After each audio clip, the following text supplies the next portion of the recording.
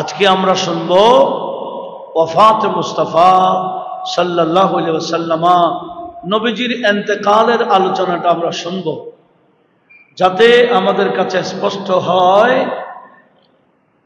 সেই নবীর সাথে আমাদের কোনো দিকেই তুলনা চলে না। আল্লাহ সবাইকে বোঝার তৌফিক দান করুক, বলি না আমিন। নবীজির ইন্তেকাল হয়েছিল 11তম হিজরি, সোমবার ছিল, রবিউল আউয়ালের 12 তারিখ ছিল। রবিউল আউয়ালের 12 তারিখ সোমবার হযরতে আনাস বিন মালিক আল আনসারী রাদিয়াল্লাহু তাআলা আনহু বর্ণনা করছেন, ইমামে বুখারীর উস্তাদ ইমামে দারমি ওনার সুনুনে দারমির মধ্যে হাদিস নোট করেছেন। ইমামে মহিউস সুন্নাহ ইমাম বাগাবী উনিও শারহ সুন্নাহর মধ্যে রিওয়ায়াতটা মিশকাতের মধ্যে 5927 নম্বর হাদিস। হযরতে আনাস বিন মালিক আল আনসারী বললেন, মা রাআইতু ইয়াওমান কাত্তুন কানা আহসানা ওয়ালা আদওয়া মিন ইয়াওমিন দাখালা আলাইনা ফীহি রাসূলুল্লাহি সাল্লাল্লাহু আলাইহি ওয়াসাল্লাম। হযরতে আনাস বলেন, আমি তো মদিনায় আমার জন্ম, মদিনায় আমি বড় হয়েছি, মদিনাবাসীদের অবস্থা আমি দেখেছি সেদিন আমাদের মদিনার মধ্যে নবীজি তশরিফ এনেছিলেন। ওই দিন গোটা মদিনার মধ্যে এত সুন্দর একটা পরিবেশ, চতুর্দিকে মানুষ আনন্দিত অবস্থা, আনন্দিতে সবাই আনন্দিত হয়েছিল। নবীজির আগমনে মদিনাবাসী খুব বেশি আনন্দ হয়েছিল। সেদিন চতুর্দিকে আমি শুধু আলো আর আলো দেখেছি, হাসি এবং হাসি দেখেছি। উচ্চ আওয়াজে বলুন সুবহানাল্লাহ। ওয়া মা রাআইতু ইয়াওমান কানা আকবাহা ওয়ালা আসলামা মিন ইয়াওমিন মাতা ফীহি রাসূলুল্লাহ সাল্লাল্লাহু আলাইহি ওয়াসাল্লাম। হযরত আনাস বলেন, আমি এত অন্ধকারাচ্ছন্ন, এত খারাপ অবস্থায় আর দেখি নাই। যেদিন নবীজি ইন্তেকাল করেছেন, গোটা মদিনার অবস্থা খারাপ হয়ে গেছিল। চতুর্দিকে কান্নার কান্না, চতুর্দিকে মানুষের পেরেশানি ভাব, এভাবে চতুর্দিকে অন্ধকার ছেয়ে গেছিল। সেদিন ছিল বেশি অন্ধকারাচ্ছন্ন। আর যেদিন নবীজি তশরিফ এনেছেন, সেদিন ছিল চতুর্দিকে আলোকিত অবস্থা। উচ্চ আওয়াজে বলুন সুবহানাল্লাহ। গোটা মদিনাবাসী কান্নার রূপ ছিল যেদিন নবীজির ইন্তেকাল। সে নবীজি যেদিন ইন্তেকাল করবেন, ইমামে বুখারী শরীফে বেশ কয়েক জায়গায় আসছে, 6080 নং, 6081, 7054 নম্বর হাদিস সহ কয়েক জায়গায় বুখারী হাদিসটা আসছে।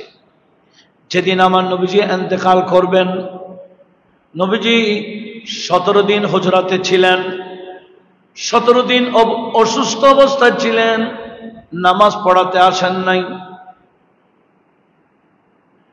যেদিন ইন্তেকাল করবেন, নবীজি হুজরে পাকের জানালার যে পর্দা ছিল, ওই পর্দাটা সরিয়ে সাহাবায়ে কেরামের নামাজ দেখছিলেন। তখন সিদ্দিক আকবর ইমামতি করছেন, সাহাবায়ে কেরাম জামাত সহকারে ছিল। দেখেন স্ট্রাকচারটা কেমন ছিল, ঠিক এরকম। এখানে সিদ্দিক আকবর ইমামতি করছেন, ওই বরাবর নবীজির হুজরার পর্দা যখন খুলল, নবীজির চেহারায় আনোয়ার থেকে একটা ঝলক মসজিদের মধ্যে পড়লে সিদ্দিক আকবর সহ সাহাবায়ে কেরাম নবীজির দিকে ফিরে গেলেন। দেখেন নামাজ অবস্থায় দেখেন,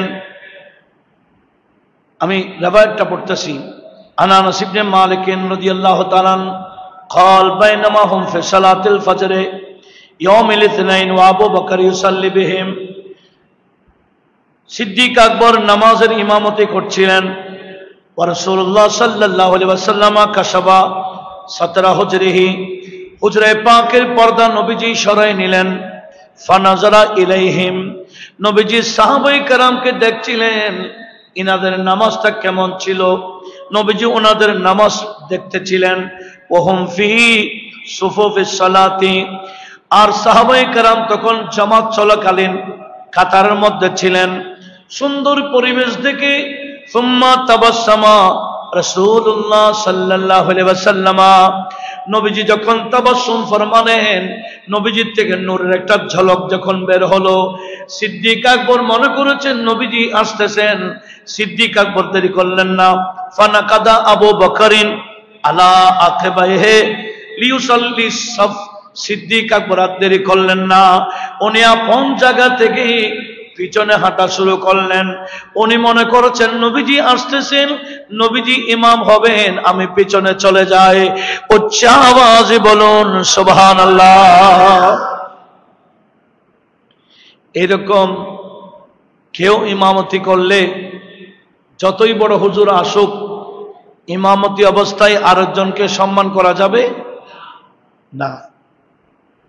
হুজুর আসুন, নামাজ অবস্থায় অন্য কাউকে সম্মান করলে নামাজ চলে যায়। আর নবীজি এর মাসআলা কিরকম, নবীজিকে নামাজ অবস্থায় সম্মান করলে, নামাজ অবস্থায় নবীর সাথে কথা বললেও নামাজের কোনো ক্ষতি হয় না। যেই অবস্থায় নবীজি ডাকুক না কেন, নামাজ অবস্থায় হলেও সাথে সাথে নবীজির আহ্বানে সাড়া দিতে হবে। এটা আমার আল্লাহর আইন। একটু জোরে বলুন না সুবহানাল্লাহ। আমার আল্লাহ সূরা আনফালের মধ্যে ইরশাদ করেছেন, ইয়া আইয়ুহাল্লাযীনা আমানু, এ যারা ঈমান এনেছো, আমি আল্লাহ তোমাদেরকে বলছি, ইস্তাজিবু লিল্লাহি ওয়া লিরাসূল ইযা দাআকুম, আল্লাহ এবং রাসূল তোমাদেরকে যখন আহ্বান করবে, তোমরা সাথে সাথেই নবীজির আহ্বানে সাড়া দাও। একটু বড় আওয়াজে বলুন না সুবহানাল্লাহ।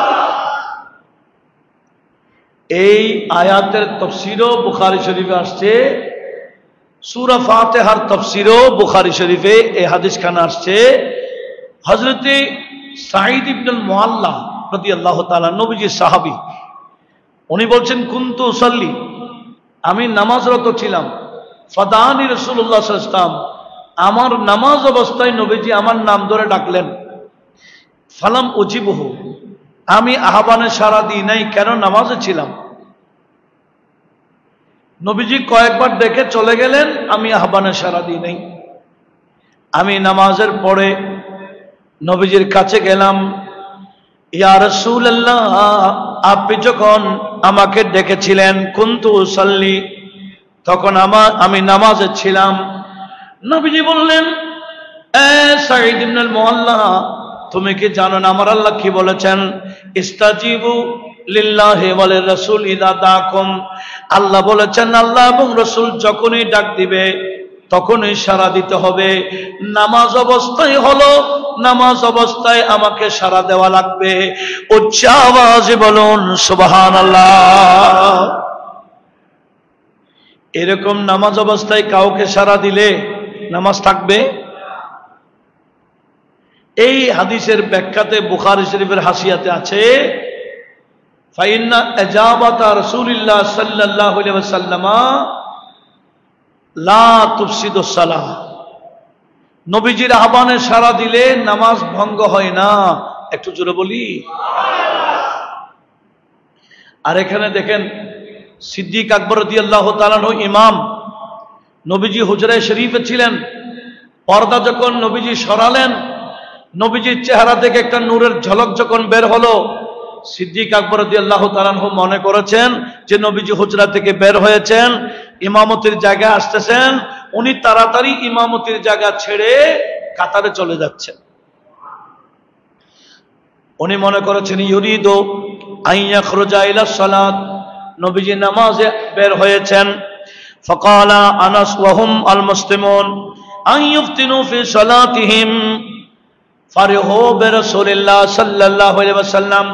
এনারা নামাজ অবস্থায় রাসূল পাকের চেহারা যখন দেখলেন, এতদিন নবীজির চেহারা ভালো করে দেখতে পান নাই, অসুস্থ ছিলেন। আজ সোমবার যেদিন নবীজির ইন্তেকাল হবে, সেদিন যখন নবীজির চেহারায় আনোয়ার দেখালেন, নামাজ অবস্থায় যখন দেখেছেন, সাহাবায়ে কেরাম ব্যাপকভাবে খুশি হলেন। ফাশারা ইলাইহিম বিয়াদিহি, আমার নবীজি হুজরাত থেকে হাত দিয়ে ইশারা করে দিলেন কি, আনাতিম্মু সালাতাকুম, তোমরা নামাজ পড়ায় নাও। জোরে বলুন সুবহানাল্লাহ। পরিবেশটা কেমন বলছিলাম? এনারা মুখ করছিলেন এদিকে, নবীজি পিছনে। নবীজির চেহারায় আনোয়ার থেকে ঝলক যখন বের হলো, সবাই ওদিকে ফিরে গেছে। আমরা জানি কিবলামুখী হওয়া কি, এটা অন্যতম শর্ত। কিবলামুখী ছাড়া নামাজ পড়লে হবে?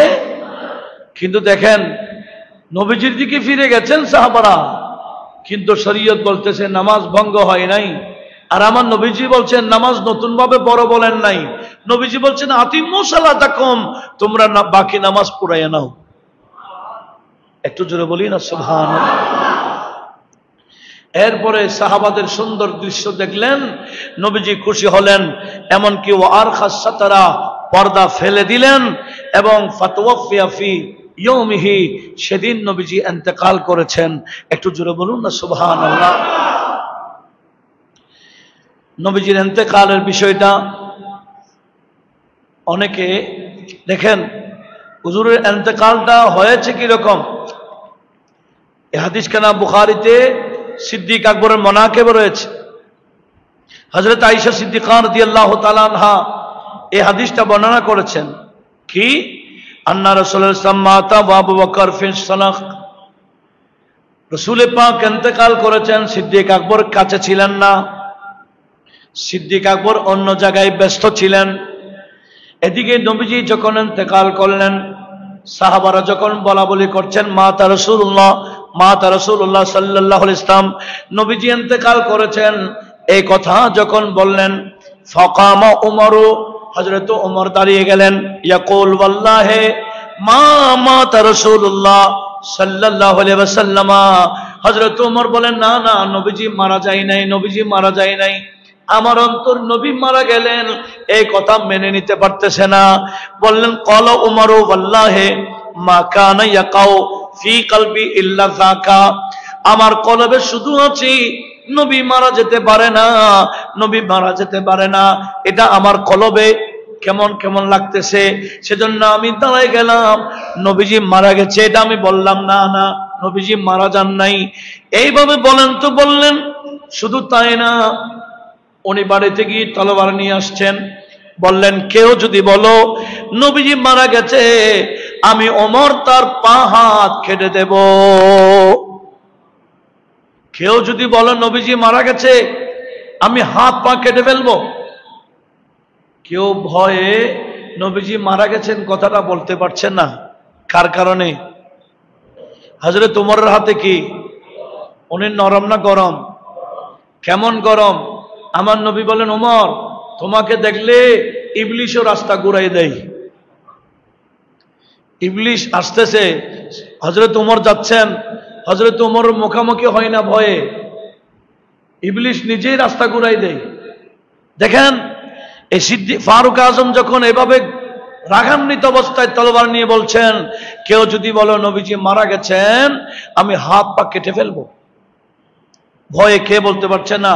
ওদিকে সিদ্দিক আকবরকে যখন খবর দিল নবীজি ইন্তেকাল করেছেন, ফাজা আবু বকর রাদিয়াল্লাহু তাআলা, সিদ্দিক আকবর আসলেন, ফাকাশাফা আন ওয়াজহি রাসূলিল্লাহ সাল্লাল্লাহু আলাইহি ওয়াসাল্লাম, নবীজির চেহারা চাদর দিয়ে ঢাকা রাখা হয়েছিল।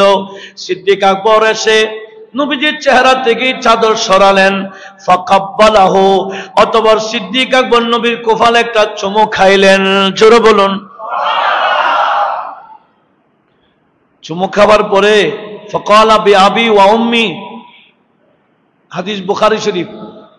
দেখেন সিদ্দিক আকবর বলেন, ইয়া রাসূলুল্লাহ, আপনার কদমে আমার আব্বা আম্মা কুরবান। তিবতা হাইয়ান ওয়া মাইয়াতা, মানুষ মারা গেলে দুর্গন্ধ হয়, কাফর দিতে হয়, আতর ছিটাইতে হয়, বুখর দিতে হয়, আগরবাতি জ্বালায়, যাতে দুর্গন্ধটা মানুষের নাকে না লাগে। মারা গেলে একটা দুর্গন্ধ বের হয়। ইয়া রাসূলুল্লাহ, আমি আবু বকর আপনার কপালে চুমু দিয়ে বুঝে গেছি তিবতা হাইয়ান ওয়া মাইয়াতা, আপনি জীবন দশায় যেভাবে আপনার শরীর থেকে সুগন্ধ বের হতো, আপনার ইন্তেকালের পরও দেখি একই সুগন্ধি। উচ্চ আওয়াজে বলুন সুবহানাল্লাহ। বললেন, ওয়াল্লাযী নাফসি বিয়াদিহি, আমি আবু বকর ওই খোদার শপথ করে বলছি যার কুদরতি হাতে আমি আবু বকরের জান আছে, লা ইউযিকুকাল্লাহু আল মাউতাতাইন, আল্লাহ পাকে দ্বিতীয়বার মত দিবে না, একবারই দিয়েছেন। এটা বলে সিদ্দিক আকবর খুতবা দেওয়ার জন্য দাঁড়িয়ে গেলেন। সিদ্দিক আকবর যখন খুতবা দেওয়ার জন্য দাঁড়ায় গেলেন, আর হাতে তলোয়ার নিয়ে যিনি মানুষকে মারার জন্য চাচ্ছিলেন হযরত ওমর বসে গেলেন। সিদ্দিক আকবর যখন দাঁড়ায় গেলেন, হযরত ওমর বসে গেলেন। এবার সিদ্দিক আকবর খুতবা শুরু করলেন। দেখেন সিদ্দিক আকবর ফাহামিদাল্লাহ ওয়া আসনা আলাইহি, আল্লাহর তারিফ প্রশংসা করলেন। বললেন, আলা মান কানা ইয়াবুদুল্লাহ, এই তোমরা যারা আল্লাহর ইবাদত করো, মনে রাখবা ফাইন্নাল্লাহ হাইয়ুন লা ইয়ামুত, আমরা যার ইবাদত করি উনি হাইয়ুন কাইয়ুম, উনি কখনো মারা যাবে না। আমরা যার ইবাদত করি উনি কে? আল্লাহ। আল্লাহর কি মৃত্যু আছে? আল্লাহ হলেন হাইয়ুন কাইয়ুম। এই যারা আল্লাহর ইবাদত করে দেখো, আমি আবু বকর বললাম, শোনো, আল্লাহ হাইয়ুন লা ইয়ামুত, আমার আল্লাহ সব সময় জিন্দা ছিলেন, আছেন, থাকবেন, কখনো মারা যাবে না।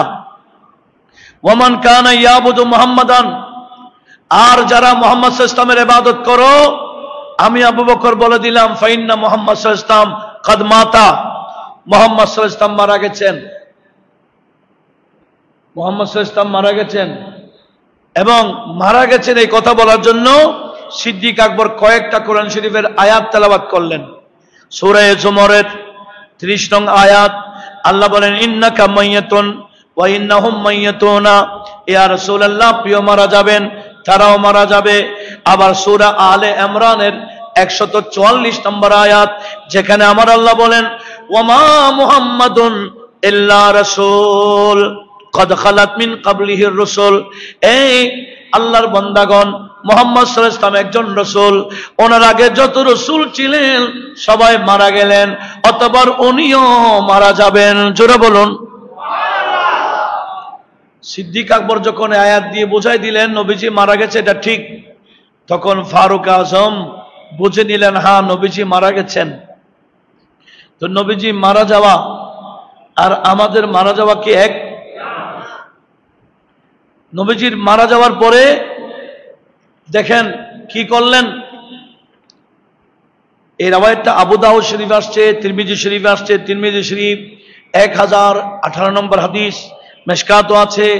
এমনকি আমার নবীজি যেদিন ইন্তেকাল করলেন, এখন নবীজিকে কোথায় দাফন করা হবে, কোথায় দাফন করা হবে, এটা নিয়ে যখন মানুষের মধ্যে মতানৈক্য, একজন ভাই এক এক জায়গায়, কেউ বল জান্নাতুল বাকি, কেউ বল অমুক জায়গায়, এক একজন এক এক জায়গার মত কথা বলছেন, তখন সিদ্দিক আকবর বলেন, হে নবীর সাহাবাগণ, আমি শুনেছি আমার নবীজি বললেন, মা কবিদা নবিয়ুন ইল্লা দুফিনা হাইসু কবিদা, এমন কোন নবী নাই, সমস্ত নবীর একই ফয়সালা, নবীগণ যেই জায়গায় ইন্তেকাল হয় সেই জায়গায় দাফন হয়।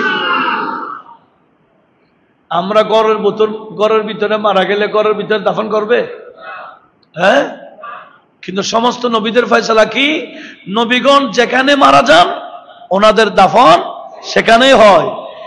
বর্তমানে রাসূল পাকের রওজা যেখানে, নবীজি সেখানেই মারা গেলেন, সেখানেই নবীকে দাফন করা হয়েছে। এবার সাহাবাদের মধ্যে বলা বলি করছে, নবীজিকে আমরা গোসল তো করাবো, সাধারণ মানুষকে যেভাবে গোসল করায় কাপড় খুলে ফেলতে হয়, এরকম কিছু করা হবে কিনা। সাহাবারা দ্বিধাদ্বন্দ্বের মধ্যে ছিলেন, কি করা যায় কি করা যায়, রাসূল পাকের গোসলটা কেমন হওয়া চায়। তখন হঠাৎ করে দেখা যায় আল্লাহর কুদরত জাহের হলো। এই যারা নবীজিকে গোসল করাবার জন্য এই প্রস্তুতি নিয়েছেন, হঠাৎ করে ওনাদের সবার ঘুমের একটা ভান চলে আসছে, চোখ লেগে আসছে। দেখেন, আন্নাহুম ইখতালাফু আন ইউগাসসিলাহু কামা ইউগাসসিলুর রিজাল, সাধারণ মানুষকে যেভাবে গোসল দেওয়া হয় এভাবে গোসল দেবে কিনা, সেই নিয়ে সাহাবায়ে কেরামের মধ্যে যখন মতানৈক্য দেখা যায়, বিআন ইউজাররিদু মিন সাওবিহি, কি হুজুরের কাপড়কে খোলা যাবে কিনা।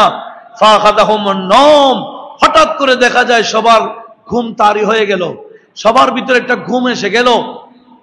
ঘুম যখন এসে গেল, ইযা বিহাতিফিন, হঠাৎ করে দেখা যায় একটা গায়েব থেকে আওয়াজ এসে গেল, খবরদার গাসিলু রাসূলুল্লাহ সাল্লাল্লাহু আলাইহি ওয়াসাল্লাম আলাইহি সাবহু, খবরদার নবীজির কাপড় খুলবা না, নবীজির কাপড় পরিধান অবস্থায় গোসল করাবা।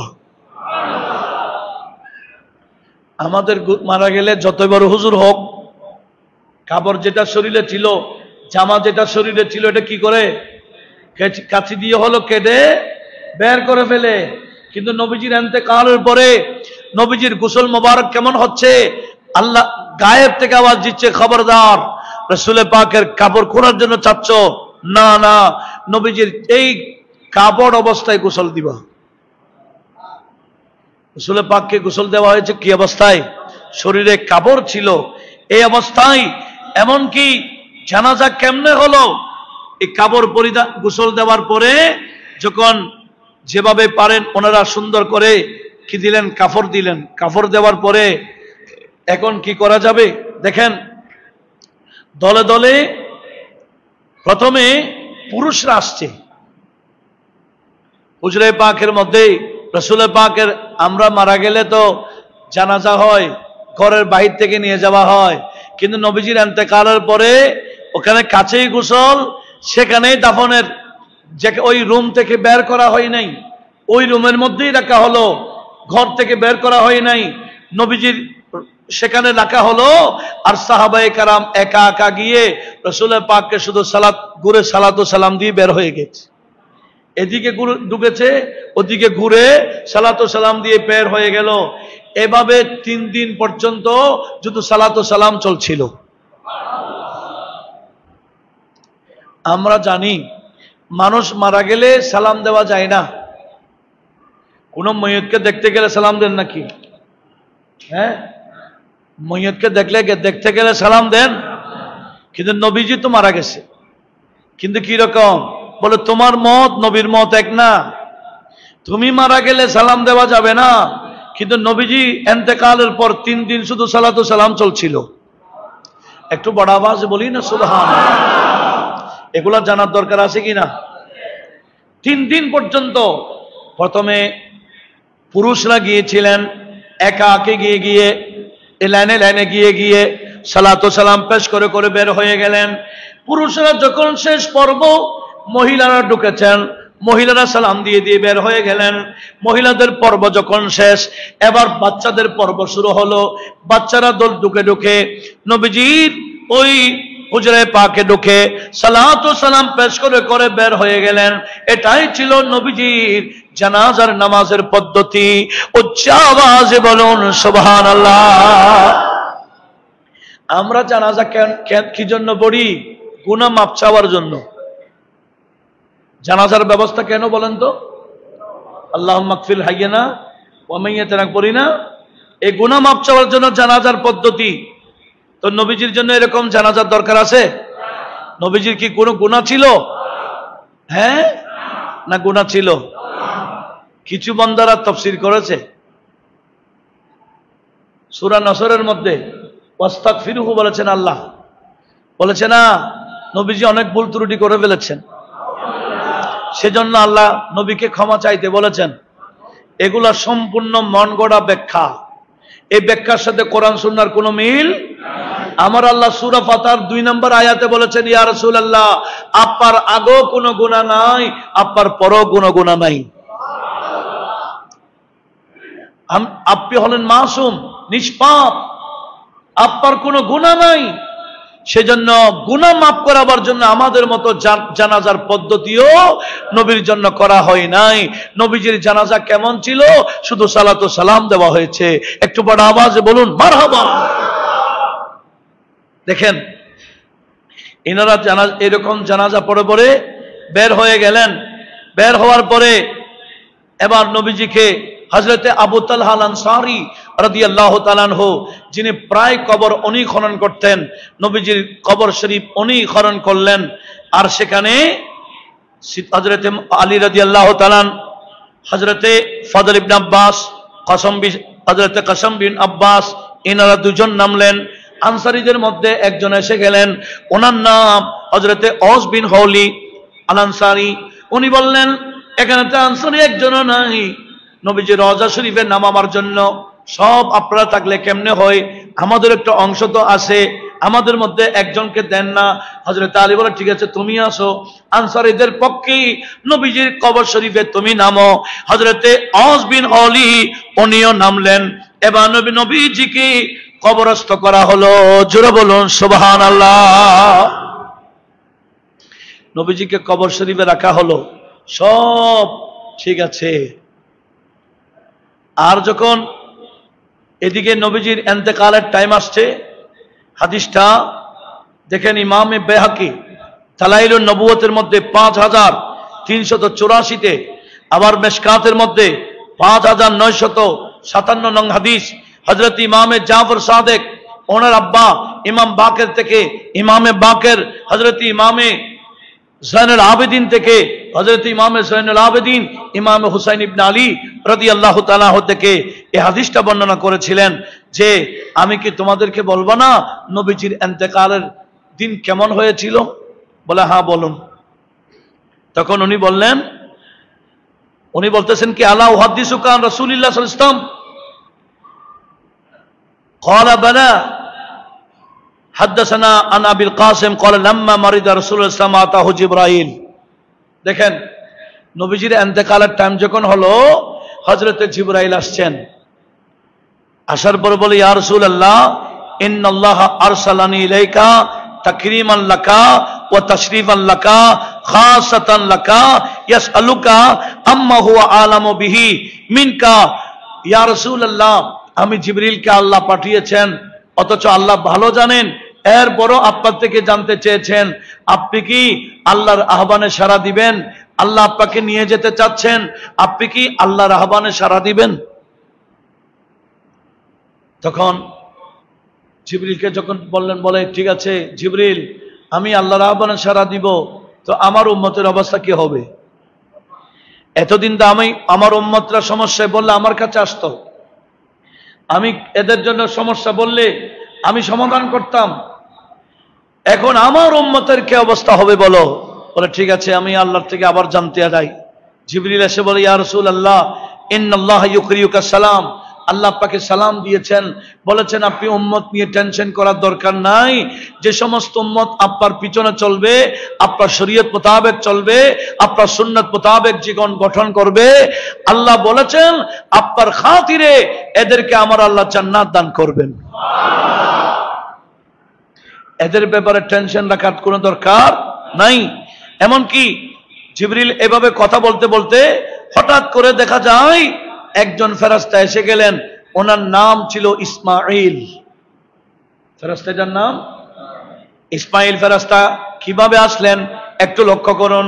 যেদিন নবীজি দুনিয়াতে আসছিলেন, সেদিনও আসমানি জগতের ফেরেশতারা জমিনে এসেছিলেন, আসমানি দলে দলে ফেরেশতা আসছিলেন।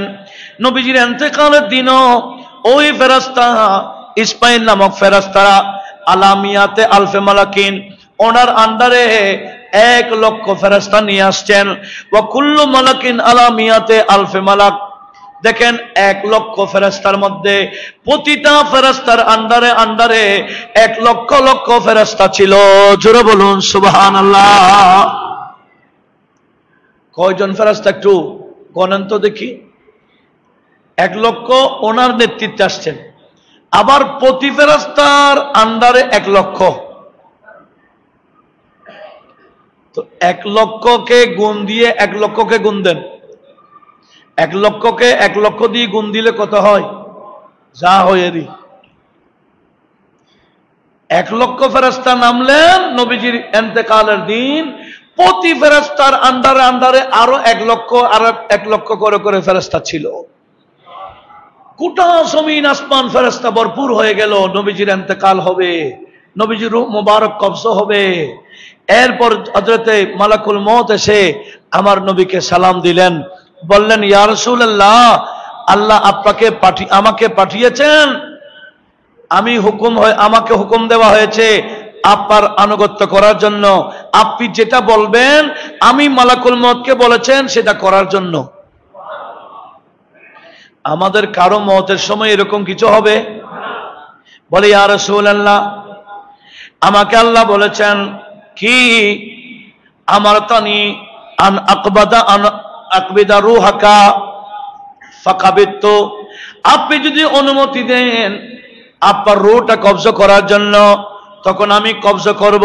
ওয়াইন আমার তানি আন আতরুকাহু, আর আপনি যদি আমাকে বলেন না না এখন রূহ কবজ করতে পারবে না, তো তারাকতুহু, আমি ছেড়ে দিব, আমি আপনার রূহ কবজ করব না, সম্পূর্ণ আপনার অনুমতি সাপেক্ষে হবে। উচ্চ আওয়াজে বলুন সুবহানাল্লাহ। আমাদের কারো মৃত্যু কি অনুমতি নিয়ে মালাকুল মউত রূহ কবজ করেন? নবী এটার সাথে আমাদের কারোর সাথে মিল আছে?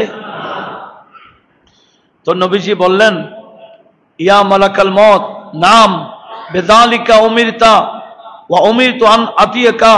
فقال فنظر النبي صلى الله عليه وسلم الى جبرائيل فقال جبرائيل يا محمد صلى الله عليه وسلم ان الله قد اشتاق الى لقائك। জিবরিল মালাকুল মউত যখন বললেন আপনার অনুমতি পাইলে আমি আপনার রূহ কবজ করব, তখন নবীজি জিবরিল পাশে ছিলেন, হযরতে জিবরিলকে দেখলেন। জিবরিল কি বলো?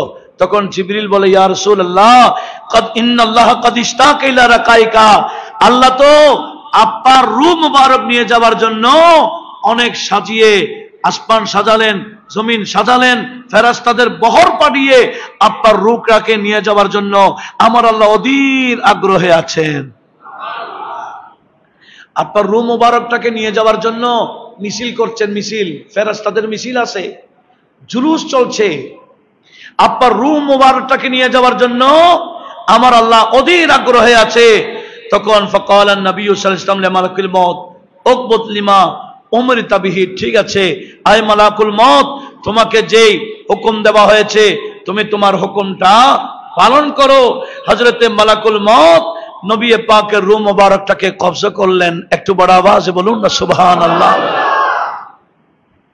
সেদিন গোটা মদিনা অন্ধকার ছেয়ে গেছিল, চতুর্দিকে কান্নার রুল ছিল। আর আমার নবীজির ইন্তেকালটা এমনি হয় নাই। শুনেন, বুখারী শরীফ 7939 নম্বর, লক্ষ্য করি। নবীজি বলছেন, আয়েশা, ওই যে খায়বর যুদ্ধ থেকে আসার সময় এক বুড়ি ছাগলের মাংসের মাধ্যমে আমাকে বিষ খাওয়াইছিল। আমার বিশির নামক এক সাহাবা সাথে সাথে শহীদ হয়েছিলেন। আমি বিষ খাওয়ার পরও ইন্তেকাল করি নাই, বিষগুলা এক সাইডে ছিল আমার শরীরের ভিতরে। এখন আমার ইন্তেকালের টাইম হয়েছে। আয়েশা, ওই বিষগুলার অ্যাকশন শুরু হলো। দেখেন হাদিসে পাক বুখারী শরীফ, আনা আয়েশা قالت كان رسول الله صلى الله عليه وسلم يقول في مرضه الذي مات فيه, যেই অসুস্থতায় নবীজি ইন্তেকাল করেছিলেন সেই সময় নবীজি বলেছিলেন, ইয়া আয়েশা, মা আজাল আজিদু, সর্বদা আমি পাচ্ছি আলামাত তোআম, ওই যে খাবার খাইছিলাম ওইটার বেতা, আল্লাযী আকুলতু বিখাইবারা, যে খাবার আমি খাইবরে খাইছিলাম।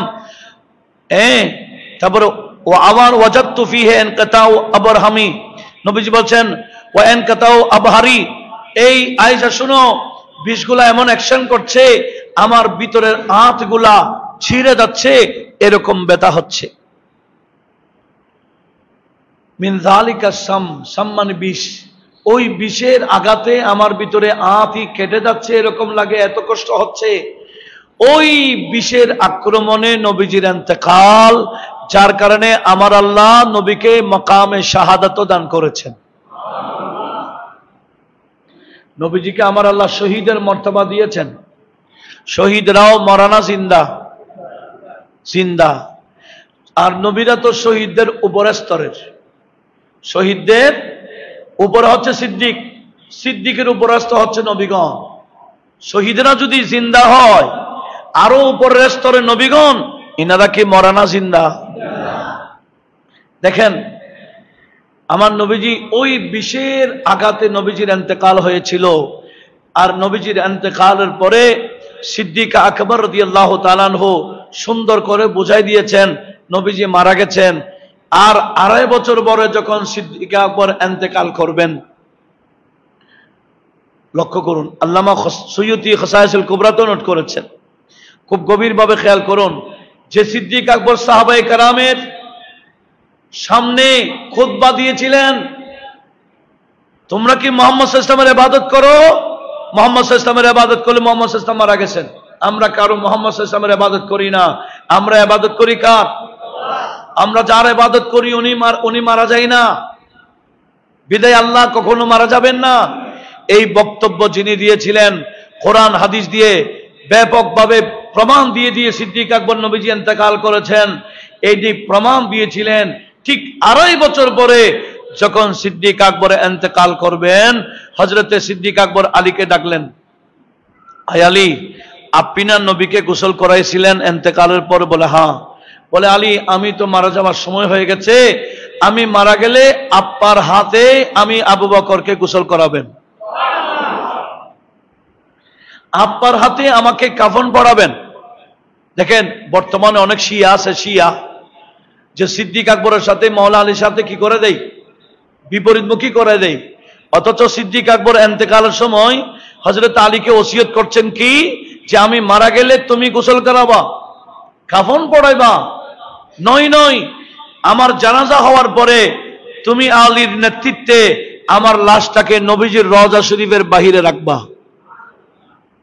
দেখেন যিনি মারা গেছেন নবীজি, যিনি বলেছিলেন নবীজি মারা গেছেন, ইনি আবার ওসিয়ত করছেন, আলী আমার লাশটা নবীর রওজায়ে পাকের বাহিরে রাখবেন, আর আপনি রওজার বাহির থেকে অনুমতি চাইবেন। ইয়া রাসূলুল্লাহ, আপনার ছোটকালের বন্ধু, যৌবনকালের বন্ধু, এমনকি নবুয়তের প্রকাশের শুরুতে বন্ধু, হিজরতের আগের বন্ধু, হিজরতের রাতের বন্ধু, হিজরতের সময়ের বন্ধু, হিজরতের পরের বন্ধু, এখন ওই আবু বকর কবরের বন্ধু হতে চাচ্ছে। ইয়া রাসূলুল্লাহ, আপনি অনুমতি দিলে আপনার বন্ধুকে আপনার পাশে শায়িত করব। জোরে বলুন সুবহানাল্লাহ। এইভাবে হযরতে আবু বকর সিদ্দিক ওসিয়ত করেছেন। ঠিকই ওনার ইন্তেকালের পরে কাজটা যখন করা হলো, ওনার লাশটা নবীজির রওজায়ে পাকের বাহিরে রেখে হযরতে আলী যখন এভাবে নবীজির থেকে অনুমতি চাইলেন, হঠাৎ করে নবীজির রওজায়ে পাকের দরজা খুলে গেল। রওজা শরীফ থেকে আওয়াজ আসছে, আদখিলু আল হাবিবা ইলা হাবিবিহি, হে আমার সাহাবারা, আমার বন্ধু আবু বকরকে আমার পাশে শায়িত করে দাও। যিনি মারা গেছেন উনি অনুমতি দিয়েছেন কোত্থেকে? একটু বলেন না। মারা গেছেন এটাও ঠিক, মারা যাওয়ার পরে কবরে গেলে জিন্দা করে দেন কে? সাথে সাথে সমস্ত নবীর একই অবস্থা। সেজন্য এই বিষয়ে ইমামে বাইহাকি হায়াতুল আম্বিয়া, স্বতন্ত্র একটা কিতাব, হায়াতুল আম্বিয়া নামে একটা কিতাব লিখেছেন। আল্লামা সুয়ুতি একটা কিতাব লিখেছেন, আম্বাউল আসকিয়া ফি হায়াতিল আম্বিয়া, নবীগঞ্জে কবর ইন্তেকালের পরে কবরে জিন্দা, এই বিষয়ে ওনারা স্বতন্ত্র কিতাব লিখেছেন। একটু জোরে বলুন। সেখানে হাদিস, সহিহ হাদিস আসতেছে, আমার নবীজি বললেন, ইন্নাল আম্বিয়া আহয়াউন ফি কুবুরিহিম ওয়া ইউসাল্লুনা, আল্লাহর সমস্ত নবীগণ কবরে জিন্দা, এমনকি নামাজও পড়ে। ইবনে মাজাহ শরীফের রওয়ায়াত হলো, আমার নবী বললেন, এ আমার সাহাবারা, জুমার দিন আমার উপর বেশি বেশি দরুদ শরীফ পড়বা। তখন এক সাহাবী বলেন, হুজুর আপনার ইন্তেকালের পরও কি জুমার দিন আপনার উপর বেশি বেশি দরুদ শরীফ পড়বো? আপনি মারা গেলে তো মাটির সাথে মিশে যাবেন। সাহাবী বললেন, তখন নবীজি বলে, ইন্নাল্লাহা হাররামা আলাল আরদে আন তাকুলা জাসাদাল আম্বিয়া, আল্লাহ জমিনের জন্য হারাম করে দিয়েছেন, জমিন কোন নবীর শরীরকে স্পর্শ করতে পারে না। ফানবিয়ুল্লাহে হাইয়ুন ওয়া ইউরজাক, নবীজি সেখানে বলেছেন সমস্ত নবী কবরে জিন্দা, বেহেশত থেকে ওনাদেরকে খাবারও দেওয়া হয়। এটা হলো ইসলামী আকীদা, এটা হলো কোরআন সুন্নাহর আকীদা। কিন্তু দুঃখের বিষয়, কিছু বান্দারা কোরআন সুন্নাহর আকীদা ছেড়ে কিছু মন গড়া আকীদা রাখে। এরা বলে নবী মারা গেছে, মাটির সাথে মিশে গেছে। একটু বড় আওয়াজে বলুন না নাউজুবিল্লাহ। এই আকীদা রেখে আপনি হাজারো নামাজ পড়লে, লক্ষ লক্ষ সিজদা দিলে কোনো কাজ হবে না। আকীদা এক নম্বর ঠিক রাখতে হবে। আকীদা ঠিক রেখে সিজদা দিলে প্রত্যেকটা সিজদা আল্লাহর দরবারে কবুল হবে। সেজন্য অনুরোধ জানাবো, কারণ মন গড়া আকীদার দিকে যাবেন না। আকীদা যেগুলো কোরআন সুন্নাহর আকীদা, সে আকীদাই থাকতে হবে। আল্লাহ আমাদের সবাইকে সেদিকে লক্ষ্য রাখার তৌফিক দান করুক, আমিন। ওয়া মা আলাইনা